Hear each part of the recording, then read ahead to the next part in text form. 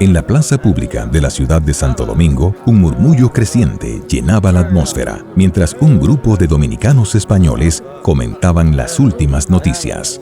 Todas las miradas estaban puestas sobre un cartel recién colocado, marcado con el sello oficial del gobierno francés. En los rostros de los presentes se podían advertir el asombro y la esperanza acerca de promesas de prosperidad y protección que hacían las nuevas autoridades. Agricultura floreciente, comercio revitalizado y un respeto renovado por las costumbres y religión de la comunidad. Sin embargo, la atmósfera se tornó tensa cuando el grupo convocado leyó la parte del anuncio que hablaba de restablecer la esclavitud, no solo en territorio dominicano, sino en la isla entera. A pesar de las promesas de progreso y respeto por la cultura y religión dominicanas, la idea de revivir una práctica tan denigrante como la esclavitud planteó el cuestionamiento en torno a si realmente estaban en el camino correcto. La población entonces abrigó serias dudas respecto al futuro del colectivo bajo el dominio francés. Usted está viendo esto gracias a Fundación Corripio, Indubeca, Banco BHD, Pinturas Tropical. De acuerdo con el Tratado de Basilea de julio 22 de 1795, la parte española de la isla de Santo Domingo pasaba a pertenecer a Francia, a cambio de que ésta, a su vez, devolviera a España varios territorios que había ocupado en la península durante la llamada Guerra del Rosellón o de la Convención, que duró 2 años. Desde hacía una década, España tenía interés en negociar el control del Santo Domingo español. Oficialmente, el dominio francés sobre el Santo Domingo español debía iniciarse un mes después de la ratificación del crucial acuerdo diplomático. Sin embargo, diversos factores impidieron que esto sucediera. En primer lugar, Saint-Domingue, o Santo Domingo francés, hasta entonces la más próspera colonia francesa en las Antillas, desde 1791 era estremecida por una guerra anticolonialista protagonizada por los esclavos africanos, quienes luchaban contra los amos blancos exigiendo la abolición del sistema esclavista. En segundo lugar, tanto el ejército francés como las autoridades coloniales se vieron obligados a destinar una significativa cantidad de recursos, incluyendo personal y financiamiento, en un intento infructuoso por aplastar la sublevación antiesclavista. Este conflicto se extendió por 13 años, culminó con la derrota de los franceses y el establecimiento de la primera nación negra libre del mundo. Y tercero, que Francia, entonces gobernada por el Directorio, tras haber superado el traumático período del terror, se hallaba enfrascada en una serie de conflictos bélicos con el fin de conquistar nuevos territorios para ampliar su imperio, motivo por el cual carecía del tiempo y recursos necesarios para ocuparse de su otrora rica colonia en las Antillas. Así las cosas, en marzo de 1802, cuando se firmó la Paz de Amiens y terminó la guerra entre Inglaterra y Francia, el primer cónsul centró su atención sobre Saint-Domingue, la antigua posesión en el Caribe que tanta riqueza le había proporcionado a la burguesía francesa. Dispuso que una poderosa flota naval surcara el Atlántico para poner las cosas en orden en Saint-Domingue. Determinó asimismo que los franceses procedieran manu militari a tomar posesión de la parte española de la isla.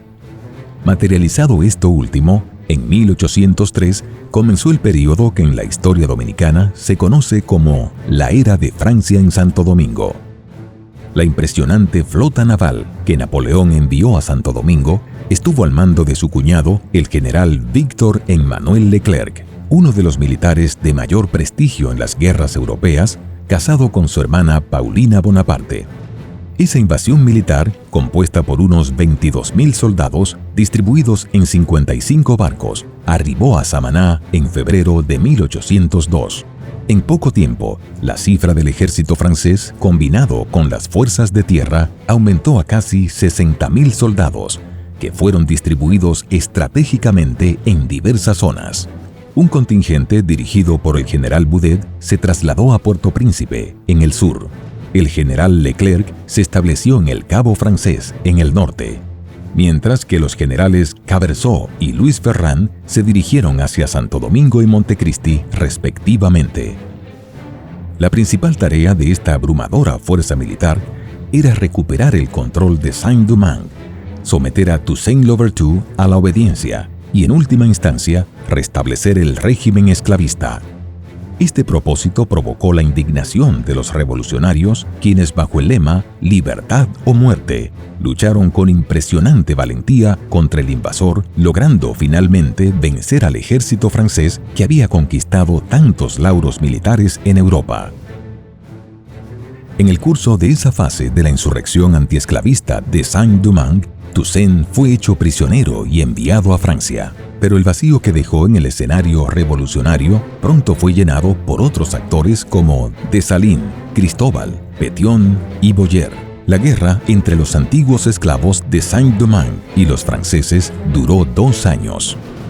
Aunque las fuerzas de Leclerc se mostraron incapaces de sofocar y controlar el movimiento antiesclavista en Saint-Domingue, la situación fue diferente en la parte española de la isla. Antes de la derrota de la expedición de Leclerc, quien incluso falleció a causa de la fiebre amarilla, enfermedad que mermó significativamente las filas del ejército napoleónico, se estima que más de 25.000 soldados perecieron debido a este virus. Un contingente militar logró conquistar la ciudad de Santo Domingo en 1803, estableciendo allí un gobierno colonial. El primer gobernador designado fue el general Caberceau. Durante poco menos de 1 año, Caberceau se mantuvo al frente del gobierno en Santo Domingo, pero no gozó de mucha simpatía por parte de los criollos dominicanos.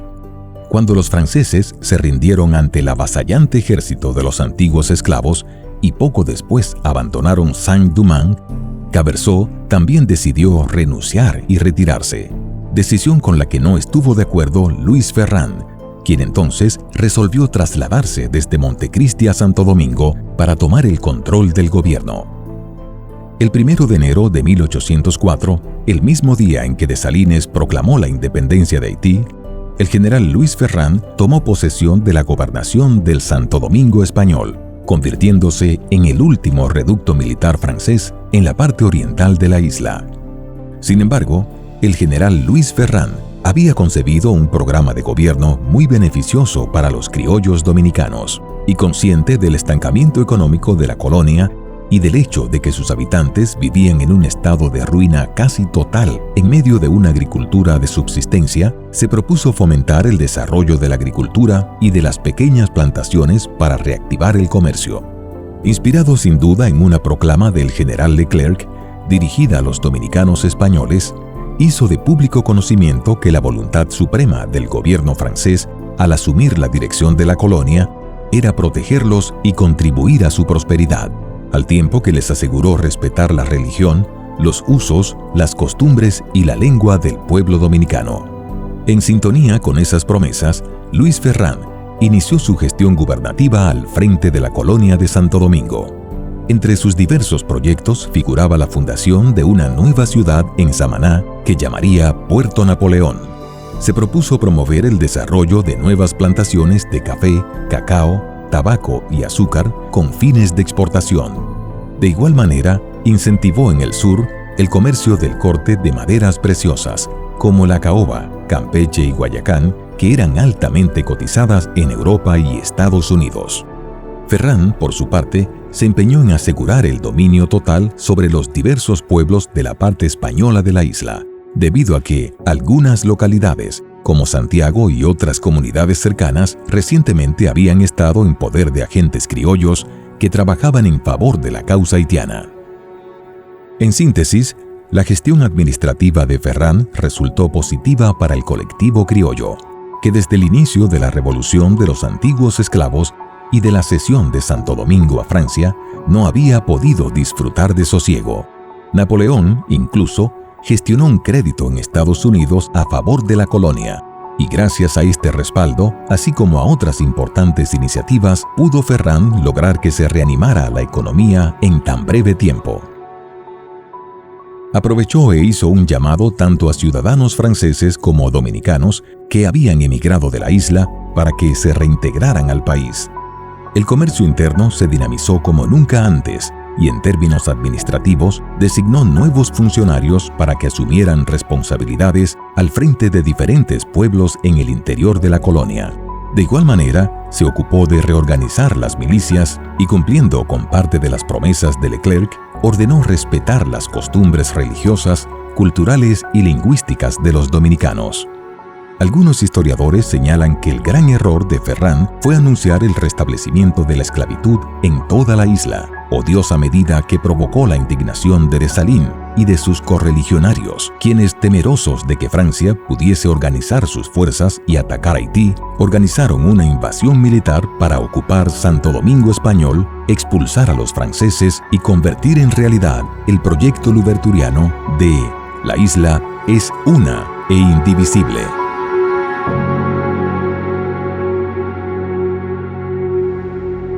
Un viaje a la historia llega a ustedes gracias a Fundación Corripio, Indubeca, Banco BHD, Pinturas Tropical,